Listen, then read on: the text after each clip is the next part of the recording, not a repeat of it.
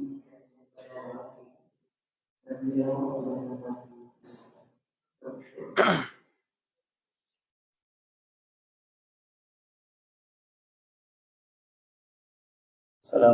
warahmatullahi wabarakatuh.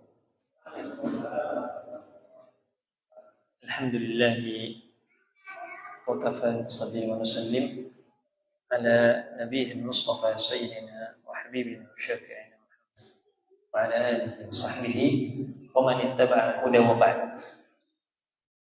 Usini wa iyyakum bi taqwallah.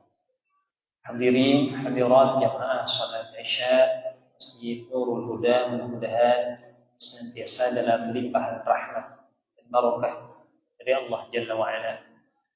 Kita bersyukur kepada Allah atas segala nikmat yang Allah curahkan kepada kita, dan pada malam hari ini kita diberi kesempatan dan taufik oleh Allah untuk berhenti sejenak di salah satu rumah Allah Jalla wa'ala dalam rangka mendengarkan hadis-hadis dari baginda Rasulullah sallallahu alaihi wasallam. Bapak Ibu sekalian, lupa juga sampai mana?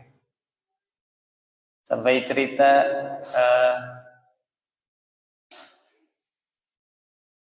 Abu Talhah Ummu Sulaim selesai.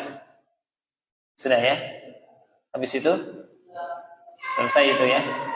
Habis itu jeda hadis tentang perangai baginda Rasul. Ya kan? Ya. Dan itu tidak selesai kan? Karena cukup panjang. Kita melanjutkan bab tentang sabar dari kitab Riyadhus Shalihin. Yang tentang marah itu sudah? Belum ya? Marah? Sudah? Belum? Baik, kita baca. Qala al-musannifu rahimahullahu ta'ala,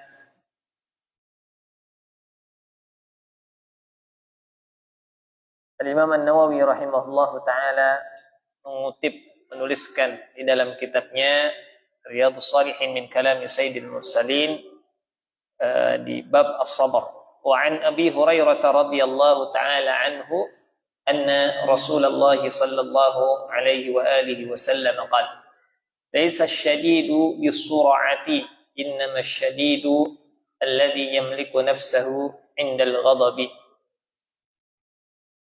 Dari Abu Hurairah radhiyallahu ta'ala anhu bahwasanya Rasul sallallahu alaihi wa alihi wasallam bersabda, bukanlah orang yang kuat itu adalah orang yang hebat di dalam bergulat. Gulat adalah salah satu bela diri yang ma'mul, yang sering dilakoni pada zaman itu. Jadi ini salah satu seni bela diri saja. Jadi terjemah yang lebih luasnya, bukanlah orang yang kuat itu yang orang yang harat apa saja ya, silat ya, kuntau ya, gulat ya, taekwondo ya, semua yang karate ya, semuanya. Kalau bahasa kampungnya, bukanlah orang yang kuat itu adalah yang tacut. Nah, itu bahasa kampung. Bukan.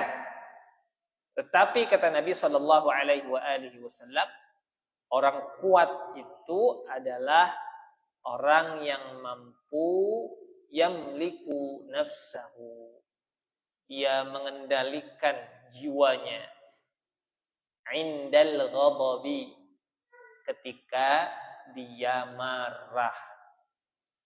Ini ternyata orang kuat versi baginda Rasul dalam hadis Abu Hurairah radhiyallahu taala anhu, muttafaqun alaih.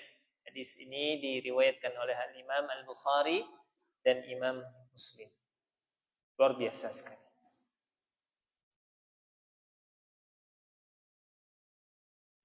Marah, apa sih marah itu? Marah itu bukan ekspresi, tetapi memuaskan kehendak untuk menumpahkan.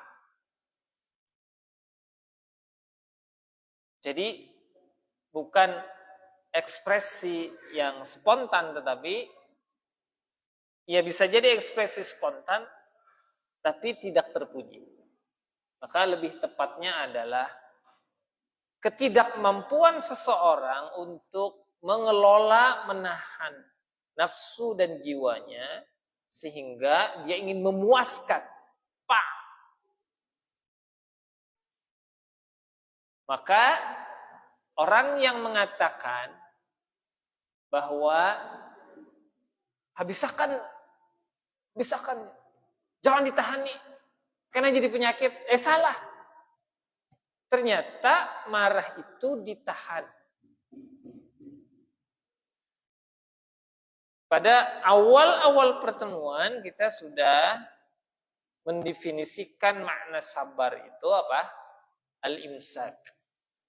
Al-imsak, menahan.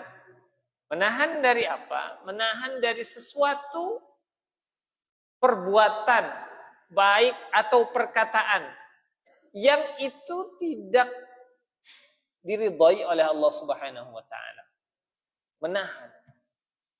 Jadi pancingan-pancingan kepada kita untuk marah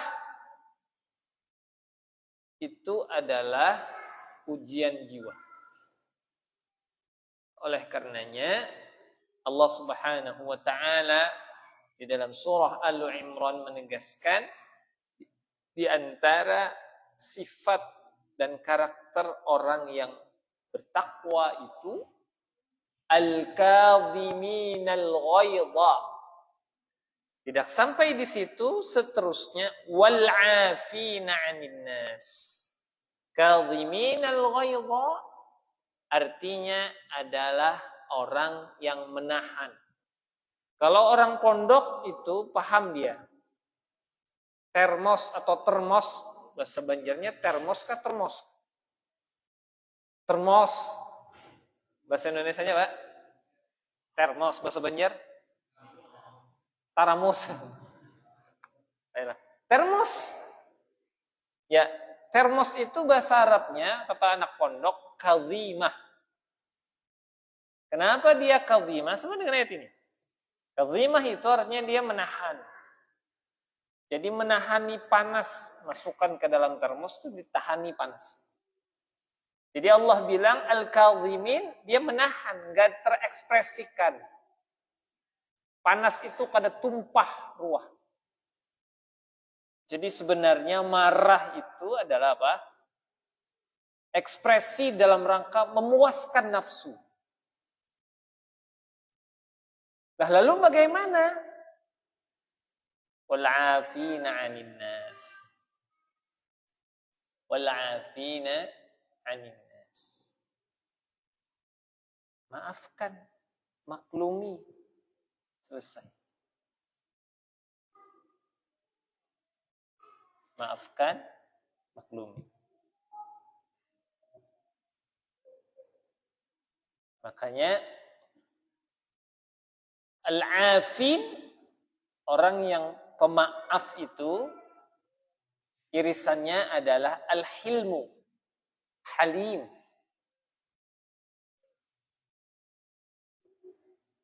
Al-hilmu itu artinya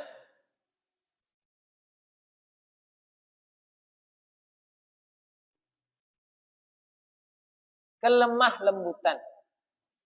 Kelemah lembutan.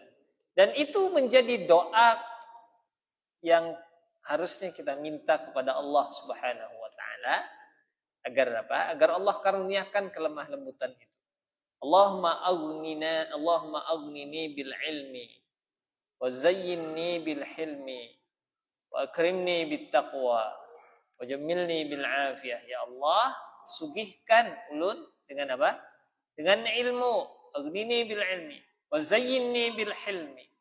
Ya Allah, hiasi diri ulun ini dengan apa? Dengan emas, perak, intan, berlian, bukan, tapi dengan al-hilm, kelemah lembutan. Zayyinni bil hilm, akrimni bit taqwa, muliakan ulun ya Allah dengan ketakwaan. Wajammilni bil afiyah. Baguskan ulun dengan keafiatan.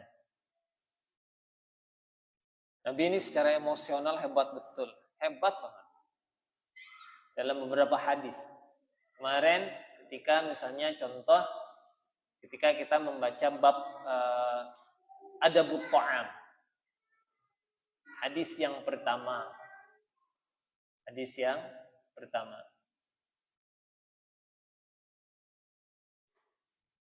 Ya ghulam samillah wa kul biyaminika wa kul mimma yalik. Masih ingat hadis itu? Masih ya? Jadi aspek psikologisnya Nabi sangat memperhatikan betul. Jadi Umar atau Amru bin Abi Salamah ini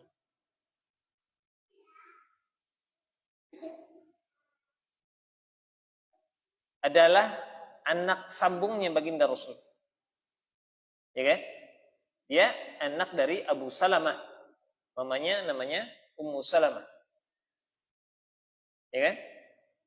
Waktu itu kata Umar bin Abi Salamah atau Amru bin Abi Salamah,